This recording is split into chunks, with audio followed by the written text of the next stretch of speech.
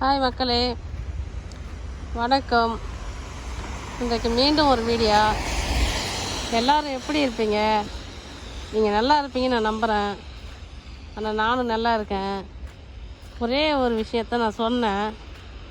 என்னன்னா, யாரையும் கட்டாயப்படுத்த விரும்பலை. ரொம்ப பிடிக்கலன்னா நீங்கள் ஸ்கிப் பண்ணிவிட்டு போயிடுங்கன்னு சொன்னேன். அது மக்களே நிறைய பேருக்கு அது ரொம்ப ஹேட் பண்ணியிருக்கும் பொழுது, ரொம்ப கோவம் வந்திருக்கும் பொழுது நான் சொன்னது. ஆனால் ஆரம்பத்துலேருந்து என் வீடியோ பார்க்குறவங்களுக்கு தெரியும் நான் என்ன சொல்ல வரேன், நான் என்ன பண்ணிட்டுருக்கேன்னு. ஆனால் இப்போ யாரோ புதுசாக வந்தவங்க தான் அதை டிஸ்கிரிப்ஷன் பண்ணியிருக்கேங்க. சப்ஸ்கிரைப் பண்ண சொன்னேன், அவங்களுக்கு பிடிக்கல போல், ஸ்கிப் பண்ணிட்டு பேக் போயிட்டாங்க. நான் சொன்னது அவங்களுக்கு கோவம் வந்துருக்கலாம், மேபி எனக்கு தெரியல. ஆனால் நான் ஏன் அந்த வார்த்தையை சொன்னேன்னா மக்களே, என்னை பற்றி நான் எல்லாருக்கும் சொல்லணும்ல. என் வீடியோ பாருங்கள், நான் முன்னாடி என்ன பண்ணிட்டுருக்கேன், இப்போ என்ன பண்ணுறேன் அப்படின்றது எனக்கு தெரியும் உங்களுக்கு. இப்போ நான் கொஞ்சம் பொறுமையாக நடந்து போயின்னுக்கிறேன் மக்களே. வேலைக்கு தான் போகிறேன். ஏன்னா பனி கொட்டி ஃப்ரான்ஸில் அது கண்ணாடி ஆகிடும், அது ஒரு வழுக்கும், அப்படியே கிளாஸ் ஆகிடும். அது ஐஸ் கட்டியில் காலை வச்சு எப்படி வழுக்கும், அப்படி வழுக்கும். அதனால் நான் பொறுமையாக போயின்னு இருக்கேன். என்ன மக்களே, நான் அது கஷ்டமாக நான் சொல்லலை.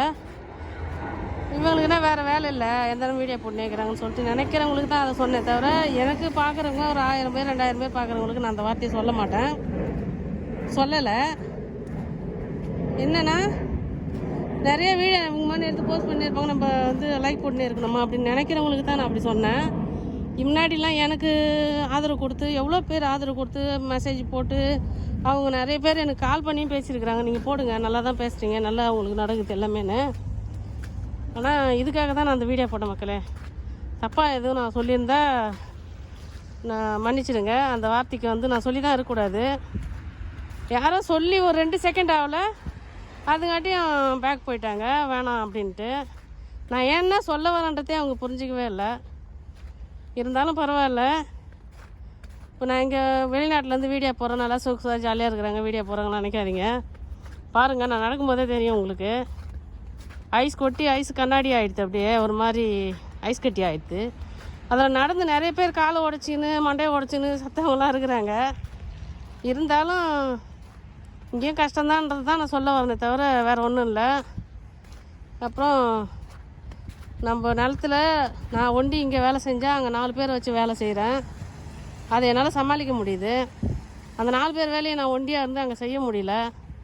நிறைய முதல் போட்டும் எனக்கு ஒன்றும் லாபம் இல்லை. அதனால் நான் பேக் வரணும்னு நினைக்கல ஒரு நாளும். ஆனால் கண்டிப்பாக விவசாயத்தில் எப்படியாவது நம்ம அச்சீவ்மெண்ட் பண்ணுவோம். நம்ம எப்படியாவது அங்கே போனால் தங்கி நம்மளுக்கு வாழ்வாதாரத்துக்கு எதனா தேவை, அது வரலாம் நம்ம இப்போ தாக்கு பிடிச்சி வேலை செய்யணும்னு செய்கிறேன்.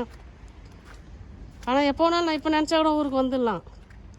பிள்ளைங்கன்னு ஒன்று இருக்கிறாங்கல்ல, அவங்களுக்கு எதனா நம்ம பாதுகாப்பாக இங்கே இருக்கணும்னு சொல்லி தான் இருக்கிறேன். மற்றபடி ஒன்றும் இல்லை, நாங்கள் இங்கே சொகுசாக ஒன்றும் வாழ்ந்தில்லை.